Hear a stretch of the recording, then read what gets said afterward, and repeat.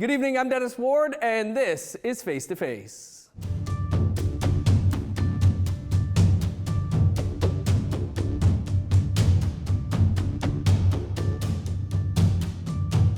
Our guest this week is Neil Diamond, the Cree filmmaker from Waskaganish, Quebec, on the coast of James Bay. Neil co-directed the award-winning feature documentaries Reel Injun and the more recent Red Fever. He recently co-wrote and co-directed So Surreal, Behind the Masks. The documentary follows Neil as he traces the journey of Indigenous masks from Turtle Island to places around the world and the dramatic efforts to return a stolen ceremonial mask. The film had its world premiere at this year's Toronto International Film Festival. Neil, welcome to the show. Thanks so much for being with us. Thank you for having me. It's been a super busy couple of years for you, and your latest documentary, So Surreal, Behind the Masks, recently debuted at TIFF. Can you tell us about the film? Yes. Well, the film is about repatriation, I guess, and they search for a stolen mask that could be anywhere in Paris, or it could be in New York, and yeah. So, and also like it's about Canadian history, what happened with Native people when ceremonies were banned, and how people ended up in prison because of them practicing their ceremonies, and how all these masks ended up in the hands of the surrealists in New York when they had to flee Paris when the Nazis took over Paris. And it's about the influence that these beautiful masks had on these artists and how it influenced their work and their thinking. So, yeah, could you tell us a bit about the importance of the masks? Yeah. Well, the Yupik and the Kwakwaka'wakw used masks in their ceremonies, but they used them in different ways. The Yupik had more of a spiritual element to their ceremonies. It was the shamans who wore these masks, and they claimed that this is what they saw on the other side, and that these were the stories they brought from the other side. And with the Kwakwaka'wakw, it was more a family's history of where they came from. So they're completely different. And the Yupik don't.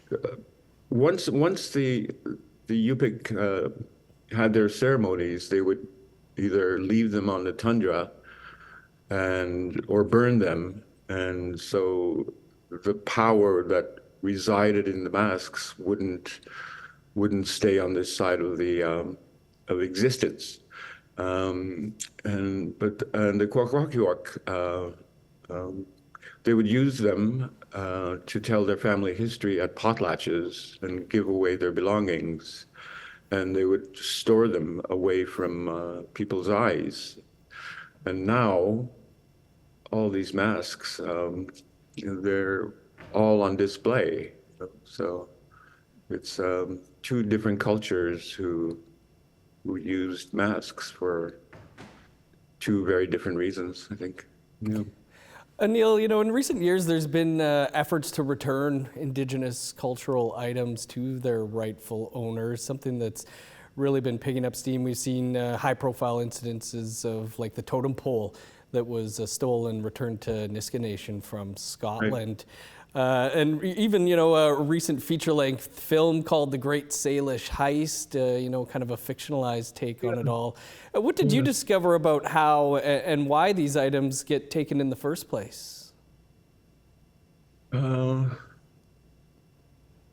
I think one of the reasons why they were highly prized is because people looked at our cultures as about to disappear, and it was a way to preserve these dying cultures that would be erased from existence.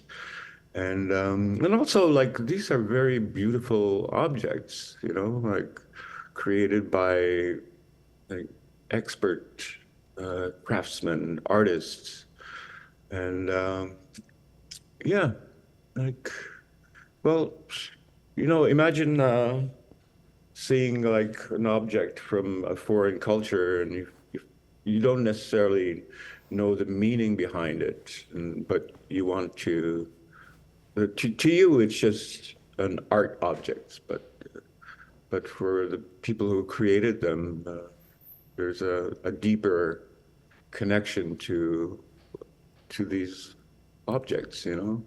So yeah, yeah. My father was a carver, and he made like snowshoes, canoes, uh, you know, just ordinary household objects. But um, there was always meaning behind them. You know, there was like Cree carvers would, when they were creating something, they would sing to the object. You traveled to Paris, Alaska, New York City for this documentary, met with art dealers and artists, many others. What are some of the things that stick out for you while shooting So Surreal Behind the Masks? Um, well, I have a lot of great memories from our shoot because it took quite a long time. The film actually came out of Red Fever because Red Fever was quite a different film when we started shooting. And then the pandemic happened, and we had to whittle it down. And so, yeah. No, it was interesting meeting these artists, and you know, especially the ones in Europe, um, and their connection to these objects, because collectors too, they don't want to return them, right? But and I think it just goes to show the power behind these objects, you know. They're not they're not they're not artworks. There's something deeper behind them, you know. They're not meant to be displayed, but they are now, ironically. In order for the Kwakwaka'wakw to get a lot of these objects back, they had to create a museum to store them. But they were never displayed before. They were put away in their own cases, uh, beautiful cases too, if you've seen the carvings that they do on them. And, yeah, yeah. Now they're art. Yeah. You know, Neil, thinking about cultural items and the returning of them, like when everybody went over to see the Pope there and they're like, look at all this stuff, give it back. Why do you think Yeah. there's this resistance to hand stuff back to their rightful owners? I wonder. Um, no, I think if I th a lot of these pieces that ended up in museums all around the world, some of these people have lost so much of their culture. Um, I don't know. It's like it's just a way to preserve those cultures, I guess, in their eyes. And yeah, because they expected a lot of North American people to just disappear, and it was a way to hold that memory. Uh, so Yeah, and they're beautiful objects, you know, and they're like worth something. And yeah, maybe someday they'll give them back. Right. You know, Neil, talking about the importance and the impacts of the masks, were there other things that surprised you or came to light for you that, you know, Indigenous peoples had an impact and influence on in this world of art? Um, well, like I said before,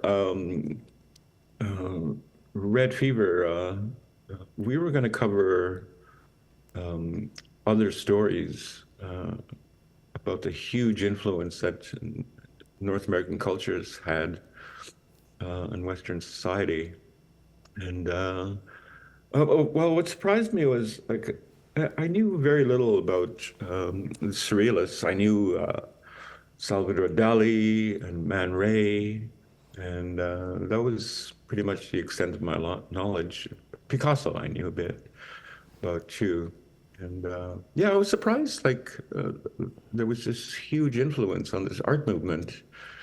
Um, so yeah, that's pretty Neil, we're much. going to get into Red Fever in a minute here, but you know, talking about So Surreal again, having its premiere at the Toronto International Film Festival, a pretty big deal. What are you hoping people take away from this film? Well, I hope they'll be entertained and they'll learn something. Because when we started, this whole film was a learning experience for me, and I hope that's what people will experience too. You know, like, just to and to sympathize with, you know, these cultures who want these objects back, and maybe write a letter to the Pope. Right. Neil, much more to talk about here, including your other award-winning films. We just have to step aside for one last quick break, and then we'll continue the conversation here with filmmaker Neil Diamond. Stick around.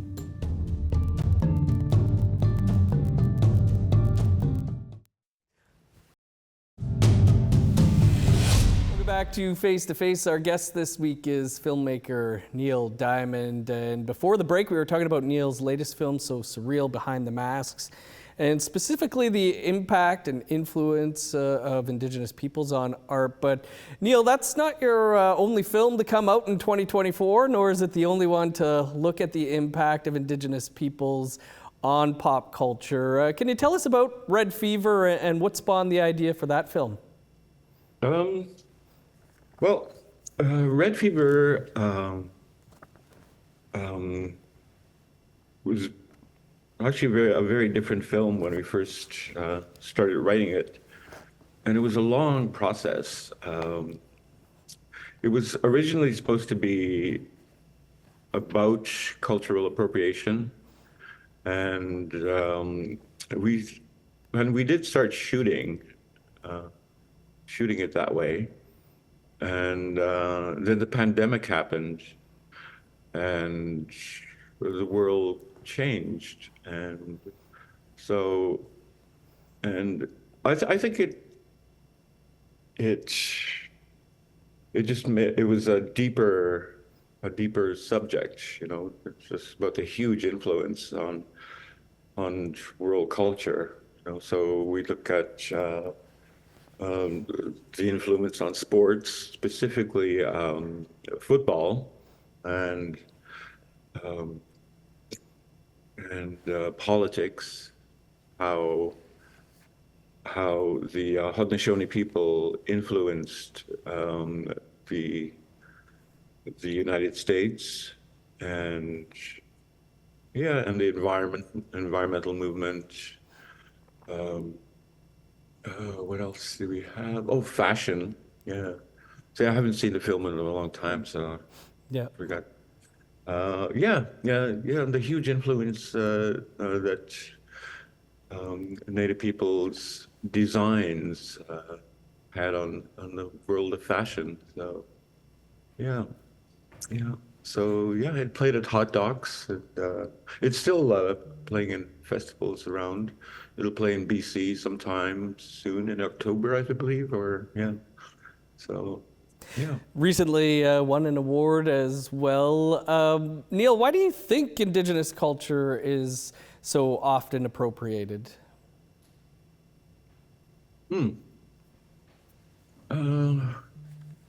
Well, they're beautiful cultures, you know. They're very different from, you know, European cultures. There's still a deep connection that we have with the natural world. And, yeah, uh, I think the new world, quote unquote, the new world is still being discovered. You know, it didn't happen when Columbus landed. They wanted to erase our cultures, and now they're rediscovering us. And I think we're collaborating with them, discovering us. How do you think the imagery of Indigenous peoples in popular culture has changed over the years, or has it even? Well, I think it's circular. They were always fascinated with these cultures that they encountered, and you know, like there's should I put it? I think it's like seeing something that is so different from you, and you know, we've gone from being villains to like people who could help, you know, like save the world, and yeah, we were sinners and saints, you know. And yeah, and we did explore that in Reel Injun. Yeah, a lot of it had to do with the movies, you know, because we were, and it's interesting how like in Eastern Europe, like Native people were viewed completely differently from how they viewed them in the United States. You know, they made it like a series of films where Native people were the heroes, and it was the Americans who were the villains, and they told a completely different history about Native people. They did films about Sitting Bull, the Seminoles in Florida. Yeah, and they were completely different. Yeah. And people are still like very fascinated by Native people, especially in Eastern Europe, places like ex-Yugoslavia, Poland. Yeah.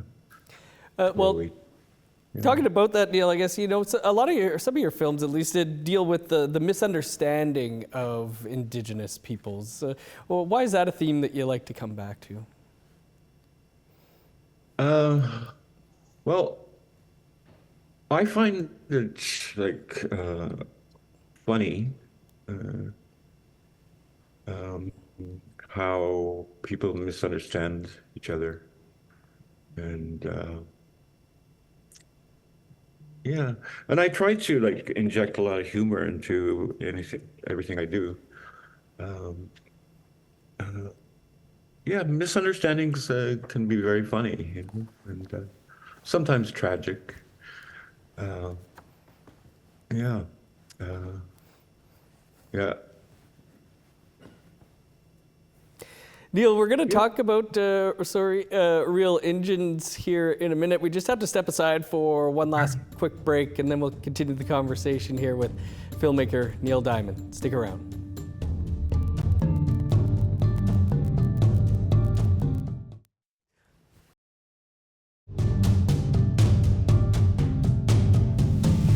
Welcome Welcome back to Face to Face. Our guest this week is Cree filmmaker Neil Diamond. And Neil, I wanted to talk about Reel Injun. This was a Peabody Award winning film, looking at how Indigenous peoples are portrayed in Hollywood.